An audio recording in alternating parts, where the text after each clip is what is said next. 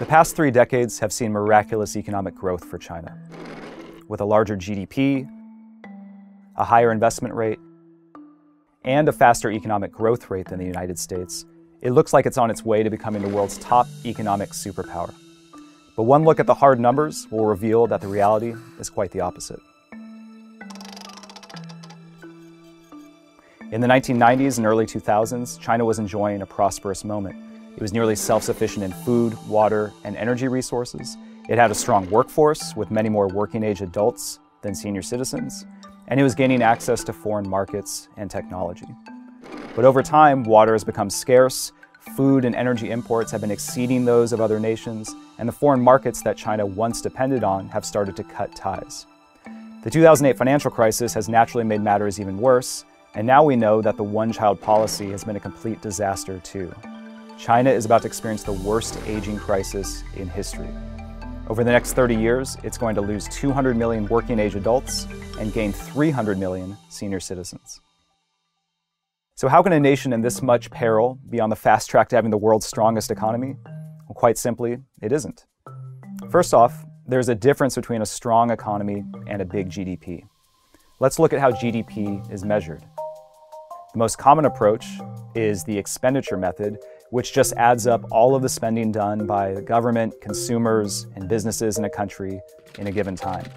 And the problem is that almost anything can be called output, including expenses, like the countless government dollars spent on supporting, feeding, and policing China's 1.4 billion citizens. GDP also counts production costs as outputs. For example, hiring employees counts as GDP growth just because it increases employment. So you could have a company employ a workforce of slackers, and you could call that growth, even if everyone is just sitting around playing video games all day.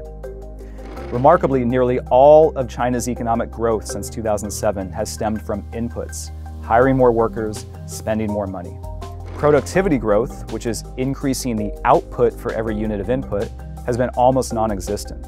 And the reality is that China has been achieving high growth at high costs. And now the costs are rising while growth is slowing. For example, China has built 50-plus ghost cities, entire metropolises of empty office buildings, apartment complexes, even airports. In industry after industry, from refining to ships to aluminum, the picture is the same. Factories sitting idle or churning out products that don't get used. More than a third of China's industrial capacity goes to waste. And while the total losses are hard to calculate, the Chinese government itself estimates that between 2009 and 2014 alone, it threw away nearly $7 trillion on what it calls ineffective investment.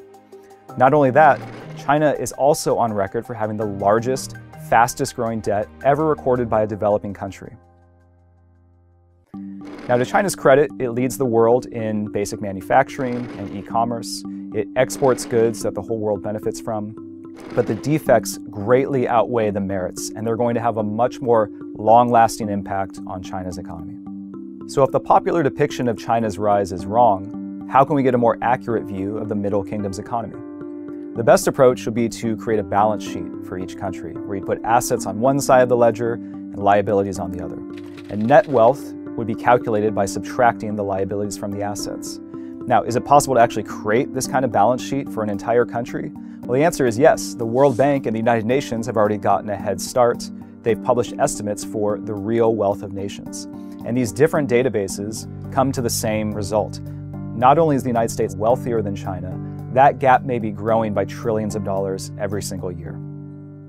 So what does this mean for the rest of the world? Well, historically, when fast-growing great powers slow down, they don't just mellow out. Instead, they usually become more repressive at home and aggressive abroad. They crack down on domestic dissent, and they expand overseas to find new sources of wealth, rally their citizens around the ruling regime, and deter foreign rivals from exploiting their economic problems. China is already on this path. As its growth slows, it's repressing freedom in the mainland and in Hong Kong. It's been ramping up pressure on Taiwan, colonizing the South China Sea, building a huge navy, and buying assets and building ports all over the world.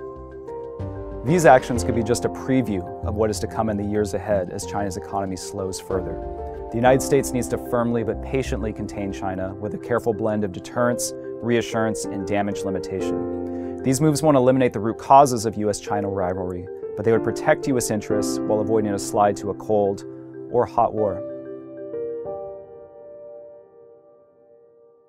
To learn more about the power balance between the United States and China, check out the link to my book, Unrivaled: Why America Will Remain the World's Sole Superpower. Also, let us know what other topics you'd like AEI scholars to cover on Rethink Tank, and be sure to subscribe for more videos and research from AEI.